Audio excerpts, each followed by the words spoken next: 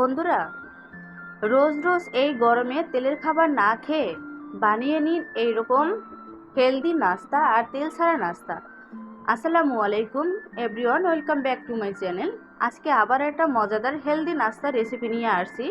তো চলুন, আমি কথা বলতে বলতে আপনাদের রেসিপি দেখাবো। তো প্রথমেই আমি এখানে নিয়েছি একটা বল। এখন লাগবে আমার এখানে ময়দা। তো আমি এখানে নিয়েছি 1 কাপ ময়দা। আপনারা চাইলে ময়দার পরিবর্তে আটাও নিতে পারেন বা চালের গুঁড়োটাও নিতে পারেন। তো এখানে আমি দিয়ে দেবো টেস্ট অনুযায়ী লবণ আর 1 টেবিল চামচ চিনি, আর দিয়ে দিলাম ম্যাগি মশলা,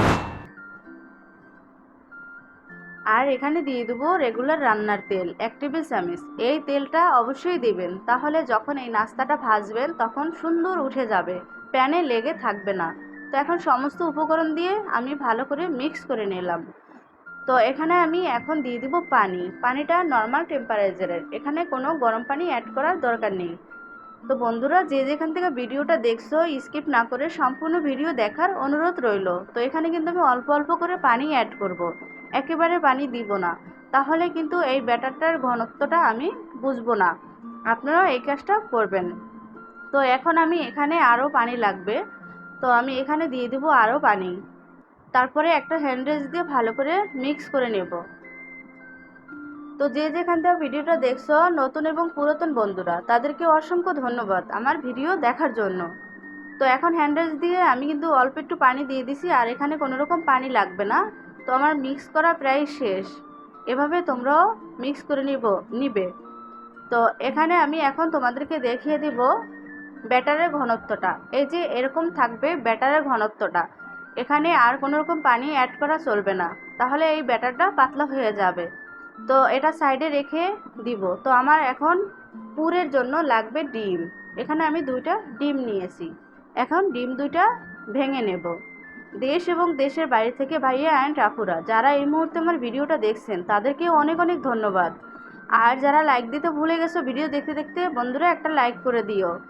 আর এখানে আমি দিয়ে দেবো এখন টেস্ট অনুযায়ী লবণ, কাঁচামরিচ কুচি। তো ঝালের পরিমাণটা আপনাদের নিজেদের ইচ্ছে মতো দিবেন। আর দিয়ে দেবো এখানে বড় সাইজের একটা পেঁয়াজ কুচি। পেঁয়াজগুলো অবশ্যই পাতলা করে কেটে দিতে হবে।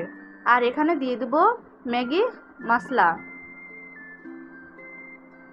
এই ম্যাগি মশলা দিলে কিন্তু এই ডিমের পুরের স্বাদটা দ্বিগুণ বেড়ে যাবে। তো এখানে কিন্তু আমি ভালো করে সমস্ত কিছু মিক্স করে নেব। তো বন্ধুরা, কথা বলতে বলতে কোনো জায়গায় যদি ভুল হয়ে থাকে প্লিজ ক্ষমা দৃষ্টিতে দেখবেন।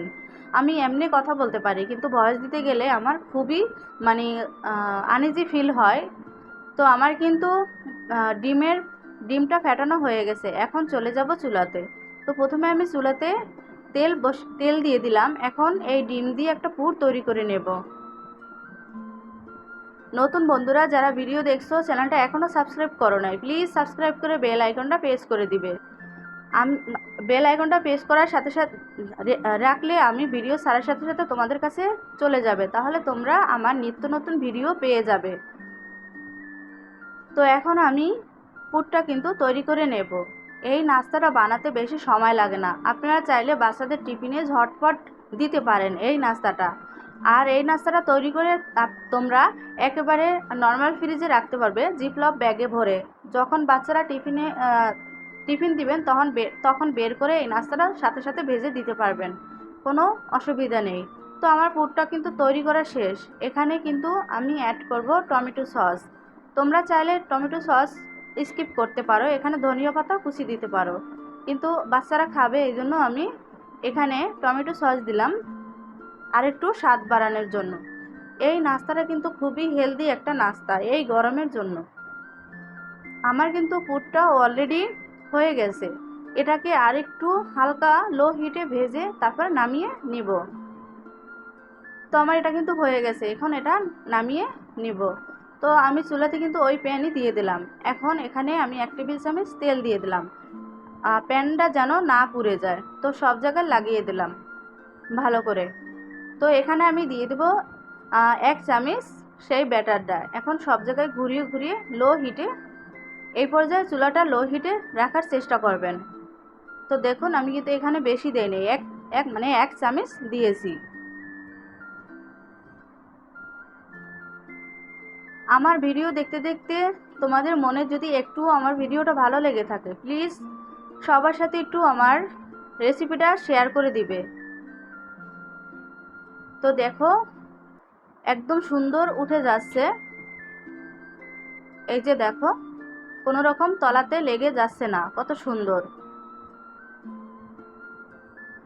তো দেখো এরকম করে করে নিবে। তোমরা চাইলে এরকম করে রুটি তৈরি করে রেখে দিতে পারো নর্মাল ফ্রিজে। তারপরে যখন বাচ্চাদের টিফিন বা বিকেলে বা সকালে তখন কিন্তু বের করে শুধু পুর তৈরি করে বাচ্চাদের বা বড়দের সবাইকে দিতে পারো। তো আরও একটা ভেজে তোমাদেরকে দেখিয়ে দিলাম। দেখো কত সুন্দরভাবে উঠে যাচ্ছে, কোনো রকম নিচে লেগে যাচ্ছে না। একই নিয়মে যদি তোমরা এই ব্যাটারটা তৈরি করো সেম এরকমই হবে। তো এভাবে আমি সবগুলো ভেজে নেব। তো দেখো তো আমার সবগুলো ভাজা শেষ।